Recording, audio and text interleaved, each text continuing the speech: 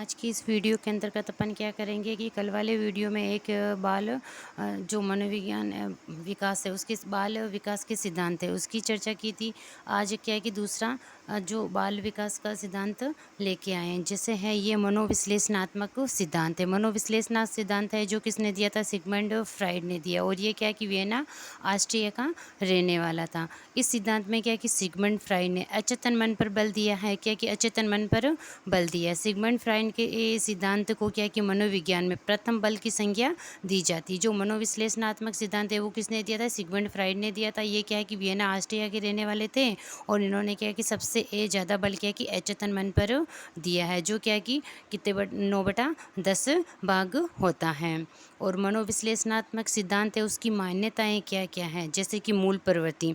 मूल प्रवृत्तियां व्यक्ति के व्यवहार को संचालित करती है। मूल प्रवृत्तियां होती है क्या कि व्यक्ति का जो व्यवहार है उसको संचालित करती है। वो कौन संचालित करती है? मूल प्रवृत्तियां करती है। सिगमंड फ्राइड ने 2 प्रकार की मूल प्रवृत्तियां बताई। एक तो है जीवन मूल्य प्रवृत्ति, जिसे क्या कि जिजीविका कहा जाता है। दूसरी है मृत्यु मूल्य प्रवृत्ति, जिसे क्या कि मुमूर्षा कहा जाता है। जीवन मूल प्रवृत्ति, जीवन जीने की आशा को क्या है कि जीवन मूल प्रवृत्ति कहते हैं। जीवन मूल प्रवृत्ति में सबसे महत्वपूर्ण मूल प्रवृत्ति है यौन मूल प्रवृत्ति।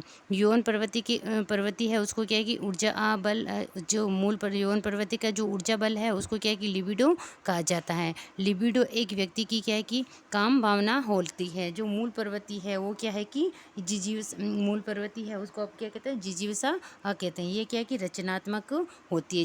जबकि मृत्यु मूल प्रवृत्ति है वो क्या है कि विध्वंसात्मक होती है। मृत्यु मूल प्रवृत्ति, ये मूल प्रवृत्ति आक्रमणकारी विध्वंसकारी होती है। इस मूल प्रवृत्ति में व्यक्ति क्या है कि समाज को क्या है कि नुकसान पहुंचाता है, जैसे आतंकवादी बन जाता है, नक्सलवादी दल का सदस्य बन जाता है। और आगे है आत्ममोह या सम्मोह। अपने आप से प्रेम करने को क्या है कि आत्ममोह कहा जाता है। ये स्वाभाविक क्रिया है जो क्या है कि शेष अवस्था के अंतर्गत पाई जाती है।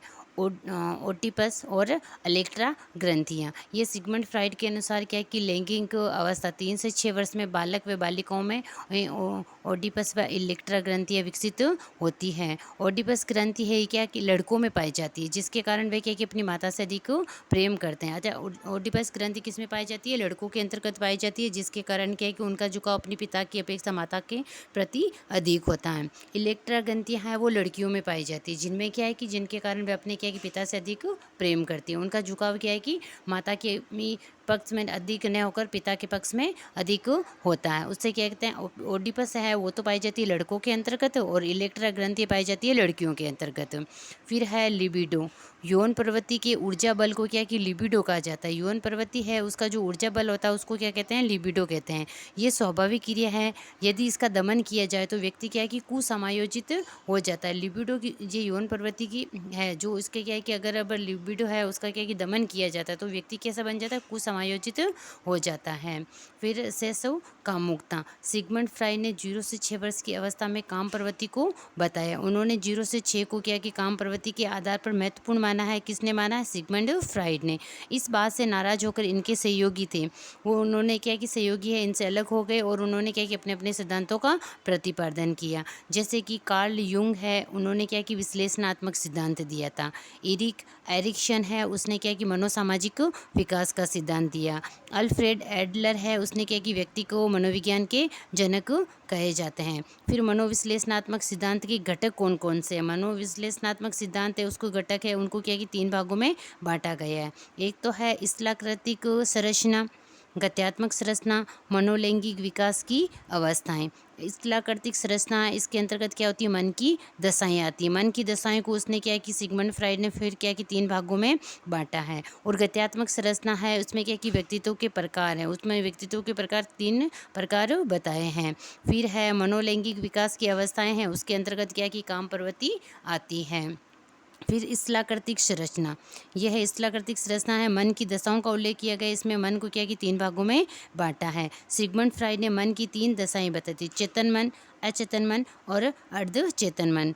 चेतन मन, ये क्या है कि संपूर्ण जो मन होता है उसका क्या कितना भाग होता है, 1/10 भाग होता है, सबसे छोटा भाग है ये मन की जागृत अवस्था होती है। इसका संबंध क्या है, मस्तिष्क से होता है। क्या है कि जो चेतन मन है, चेतन मन का क्या है कि संपूर्ण जो है मन है उसका क्या है कि 1/10 भाग होता है, और ये मन की क्या है कि जागृत अवस्था होती है, और इसका संबंध सीधे किससे होता है, मस्तिष्क से होता है। फिर है अचेतन मन, ये संपूर्ण मन का कितना भाग होता है, 9/10 भाग होता है। इसमें क्या है कि कटु अनुभूतियाँ, दुग्ध बातों का भंडार होता है, जो क्या है कि अचेतन मन में धकेल दी जाती है। जो क्या है कि बातें अच्छी नहीं होती हैं, जो दुखदायी होती है, उसको मनुष्य क्या है कि अचेतन मन में धकेल देता है, क्योंकि उसका जो है कि चेतन मन है, चेतन मन के अंतर्गत तो क्या है कि 1/10 भाग ही होते हैं, और जो दुग्धकारी घटनाएं होती है उसको क्या है कि व्यक्ति अचेतन मन के अंतर्गत धकेल देता है।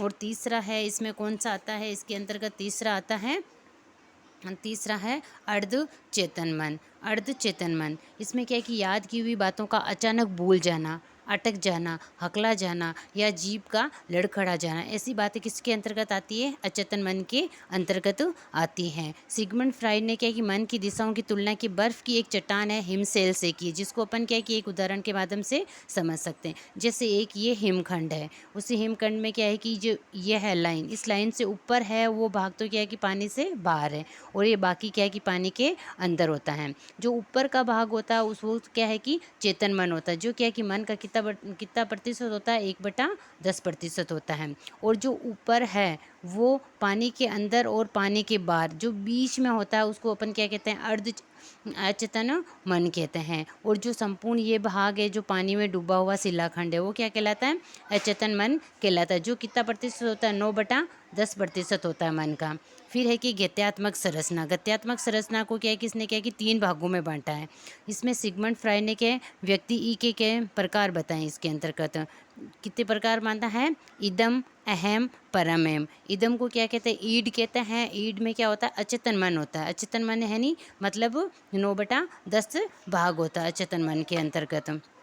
इसमें क्या है कि फिर मानव के रूप में क्या है कि जो इदम है उसमें मानव के रूप में राक्षस, सुखवादी सिद्धांत, पशु पर्वती, इच्छाओं का भंडार ग्रह, कुसमायोजन के लिए जिम्मेदार, बिना लगान का घोड़ा, काम पर्वती की अधिकता पाई जाती है। ईड के अंतर्गत जो होता है मानव, वो क्या है कि राक्षस होता है, मानव के रूप में क्या है कि राक्षस होता है, और सुखवादी होता है, वो क्या है कि येन केन प्रकार अपने ही, चाहे वो क्या है कि मानव प्रवृत्ति के अनुकूल हो या दुग्धकारी घटना, वो क्या है कि अपने ही कारण, अपनी सुखद घटनाओं को क्या उसमें खोजता रहता है, जो उसको सुखदायी लगती है वही कार्य करता है, तो इसीलिए तो उसे क्या कि राक्षस प्रवृत्ति का मानव कहा गया है। फिर है इदम के बाद में अहम, अहम को क्या कहते हैं, ईगो कहते हैं। ईगो है जो मन है उसकी क्या कि चेतन मन है, चेतन मन कितना होता है, 1/10 भाग होता है। वास्तविक सिद्धांत है, मानव के रूप में मानव है, व्यक्ति का कार्यपालक है, और समायोजन की दशाएं हैं इसके अंतर्गत।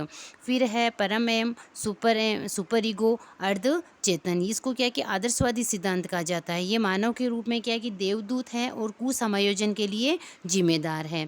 फिर है इसके अंतर्गत अपन ने क्या है कि ये बात की, और उसके बाद में एक तीसरा इसने क्या दिया, मनोलैंगिक विकास का सिद्धांत दिया है। मनोलैंगिक विकास का सिद्धांत दिया, उसके अंतर्गत क्या है कि सिगमंड फ्राइड ने, किसने दिया था मनोलैंगिक विकास का सिद्धांत, सिगमंड फ्राइड ने दिया था। और इसमें क्या है कि सिगमंड फ्राइड ने काम प्रवृत्ति के आधार पर विकास की अवस्थाओं को कितने भागों में बांटा, विकास की अवस्थाओं को 5 भागों में बांटा है। जिससे मुख्य अवस्था है जो या कहाँ से 0 से 1.5 वर्ष तक है, 1.5 साल तक है। फिर है गुदीय अवस्था, ये है 1.5 से 3 वर्ष तक। लैंगिक अवस्था ये है 3 से 6 वर्ष तक। प्रसूतावस्था, अदृश्य अवस्था है, ये 7 से 12 वर्ष तक है।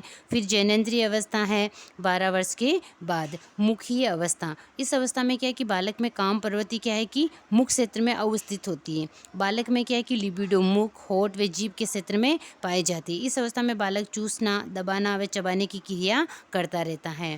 और दूसरी अवस्था आगे है, अगली अवस्था है गुदीय अवस्था। इस अवस्था में क्या है कि बालक में काम प्रवृत्ति गुदीय क्षेत्र में स्थित होती है। इस अवस्था में बालक आक्रामक व जिद्दी होता है। किस अवस्था के अंतर्गत? गुद्दी अवस्था के अंतर्गत।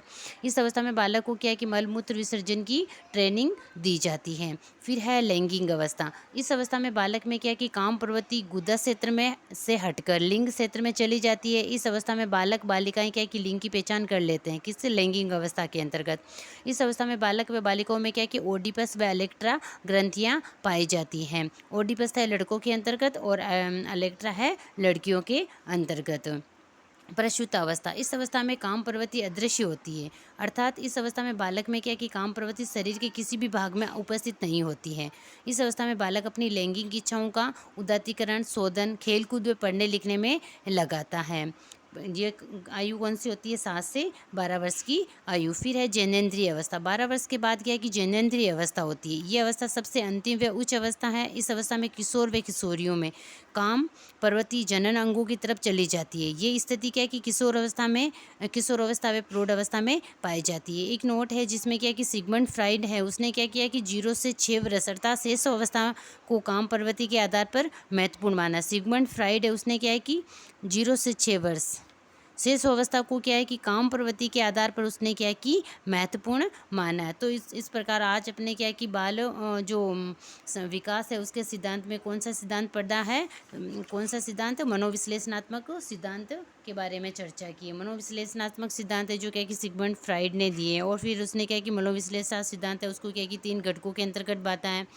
उसकी घटना में जैसे इस्लाकृति के चेतन, अचेतन, अर्धचेतन माने ज़्यादातर क्या है कि ये चेतन इस्लाकृतिक संरचना है, उसमें से क्वेश्चन ज़्यादा आता है। चेतन और अचेतन मन का पूछा जाता है। जैसे कि चेतन माने संपूर्ण भाग, जो मन का कितना प्रतिशत भाग है? 1/10% भाग है। और अचेतन माने वो कितना है? तो 9/10% है। तो आज के अपने ये और अगले वाले जो वीडियो होगा उसमें अपन क्या है कि मनोसामाजिक विकास सिद्धांत है उसके बारे में विस्तार से चर्चा करेंगे।